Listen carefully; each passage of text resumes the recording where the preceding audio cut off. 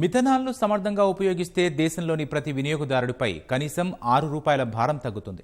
అందుకోసం బొగ్గు నుంచి మిథనాల్ ఉత్పత్తి చేసే ప్లాంట్ ఏర్పాటు చేస్తే దేశంలోనే మిథనాల్ తయారు చేసుకోవచ్చని సూచిస్తున్నారు బీకే సారస్వత్. అలాగే ఈవీల జోరును అందిపుచ్చుకునేలా సోలార్, లిథియం అయాన్ బ్యాటరీల ఉత్పత్తి కేంద్రాల ఏర్పాటుకు ప్రభుత్వం సుముఖంగా ఉందని చెబుతున్నారు.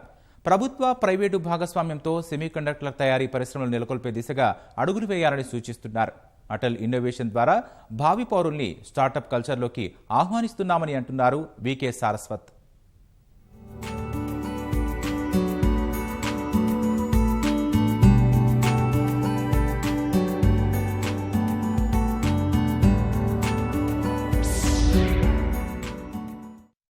Present fuel rates are so high. So what are the alternative future plans and what is the present situation in India? See, methanol costs about 25 to 30 rupees a kg. And petrol price 110, 105. That is the price today. So 15% if I reduce that 110, 15% of that, so that much benefit is there to the finance. So every customer may get a benefit of something like 6 to 7 rupees per liter. That even if you divide that 15% into some taxes and things like that, about minimum 6 rupees benefit to the customer can be given. So it is important, and the emissions come down by 35%. We have huge resource of coal, and coal can be used for producing methanol. That is the best way of doing it. Gas is anyway used for all the methanol which is produced today is produced from natural gas. But natural gas is imported, because Indian natural gas is not available, and even whatever is available is subsidized by the government of India and given to city gas supply, power sector and things like that. So for methanol production, you have to pay international price, which is $17 today. Very costly. We can't produce. So coal is the best answer. Coal is only about 800 to 900 rupees a ton. If the state governments reduce the tax on that, it will be a very, very viable solution. Regarding our e-vehicles platform, how is our preparedness and how government arrangements are there, sir? Yes. Government of India's major program is FAME 2, in which electrical vehicle area has been subsidized considerably. If you go through the internet, you will need the data on what are the benefits we are giving today for promoting the introduction of e-vehicles. Our Honorable Prime Minister has already said by 2030, you should at least about 20 to 30% vehicles should be electrical vehicles. For that, the main agenda is the power pack. And even for manufacturing the power pack, now Government of India has come up with what is called a PLI scheme. So that this import which is taking place today of large number of lithium ion cells, and based on that, many companies are assembling those cells and converting them into batteries, that import can be cut down. So for that, Government of India has announced in this FAME 2 program a PLI scheme. And you might have heard now, some of our big corporates have already decided to launch gigawatt plants for manufacturing lithium ion cells in the battery. Both solar cells as well as lithium ion cells have been provided production linked incentive schemes, which will trigger the investment from the private sector for setting up manufacturing of these cells in the country. Two-wheeler, three-wheeler, replacement of battery, swapping of battery is very easy. You don't have to worry about charging stations and so on. You can swap the battery from an ATM kiosk and do that. Your own company, Amar Raja batteries. They have already launched a scheme by which ATM is there. Through an ATM, you should be able to take a battery, and once your battery is down, you put your old battery, take out new battery, and you pay the amount and you are out. So that kind of a swapping is very easy for two-wheelers, three-wheelers, because the battery size is small.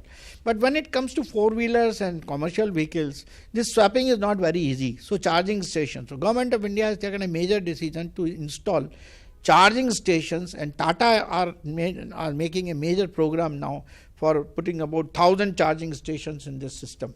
There is a lot of scarcity on semiconductors and chips. Is there any plan to overcome this? Because of the pandemic, there has been a significant amount of disruption world over in the semiconductor.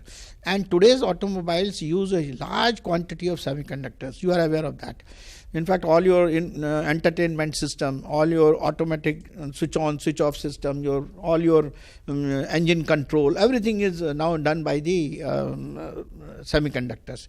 So most of these people suffered today, manufacturers suffered today because the supply of semiconductors from China, from Taiwan, from Malaysia, from Singapore, which are the major producers of and America, they could not cope with the demand because of the breakdown in the production and also breakdown in the supply of raw materials.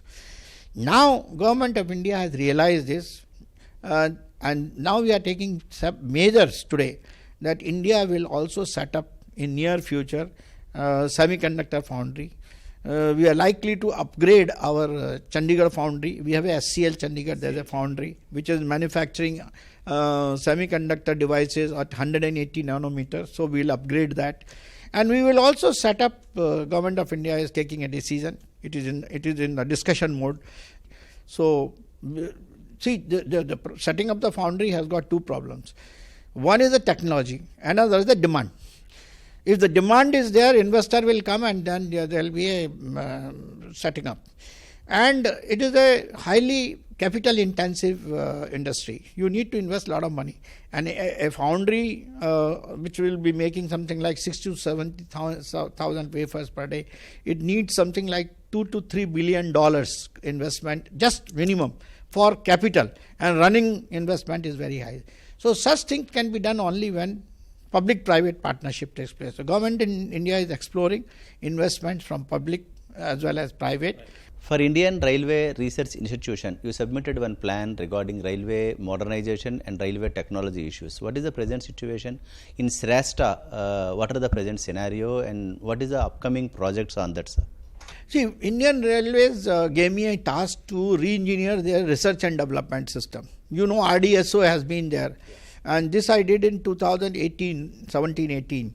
And basically the idea was to increase the R&D content in Indian Railways, because the railways are transforming into different technologies today, right from propulsion to traction to navigation to the electric mobility in railways also is taking place.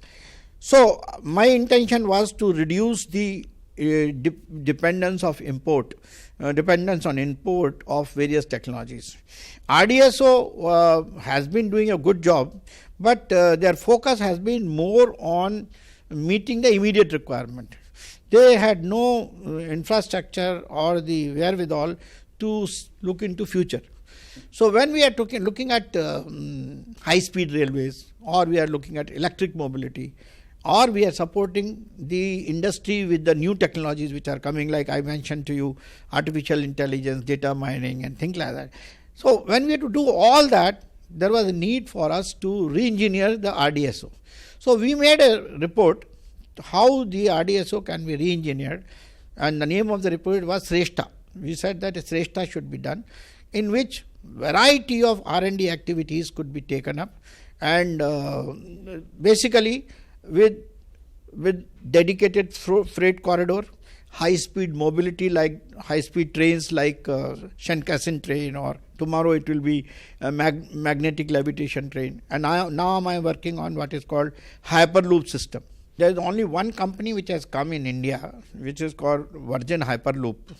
Virgin Hyperloop, they have made an offer to Maharashtra government and Karnataka government that they would like to do some experimental demonstrations. So they are in dialogue with our committee, and we are reviewing their technology. We feel that their technology is still in the evolving phase. It is not something that is readily available, and it is not like the high speed train which we have taken from China and now we are setting up. It is not like that. So it needs certain safety regulations and things like that. So yes, we are recommending that there should be a major mechanism. It's not only the working with Virgin Hyperloop, that there should be among the RDSO, and there are College of Railways in Roorkee University and other IITs and all that, there should be a consortium approach in various R&D institutions to develop a Hyperloop system. Even SRM was doing some work in hydrogen powered things. So, we have number of people who are working. But I think we have to increase our focus. It is not something which will happen in next 2-3 years. I want to tell you, it is future. But we should not be like what we have been in the past, that we have only chasing the technology. There is one opportunity for us now to take a foot forward and be a leader. So for that, internal R&D is very important. And all academic institutions, IITs, national laboratories, if they work together, I'm quite certain that we have the capability to make our own Hyperloop. What are the other important economic analysis program of Niti Aayog, sir? What is the present scenario and situations?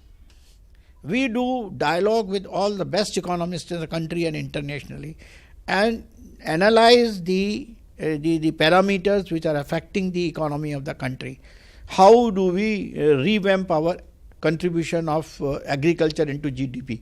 How do we revamp our contribution of manufacturing into GDP? How do we make sure that our health becomes universal and it becomes more remunerative for private hospitals to work more efficiently to meet the demands of not only the big people in the cities but also to the rural areas? And digitalization, which is another area which Niti Aayog has done in a big way.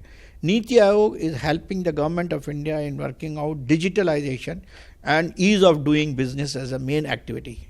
And we actually evaluate the performance of every state, and then we give them a mark that are you in number 1 or number 2 or number 3 or number 4. So different states are figuring in different error. Similarly on innovation, you know, Atal Innovation Mission is a major program with Government of India through Niti Aayog.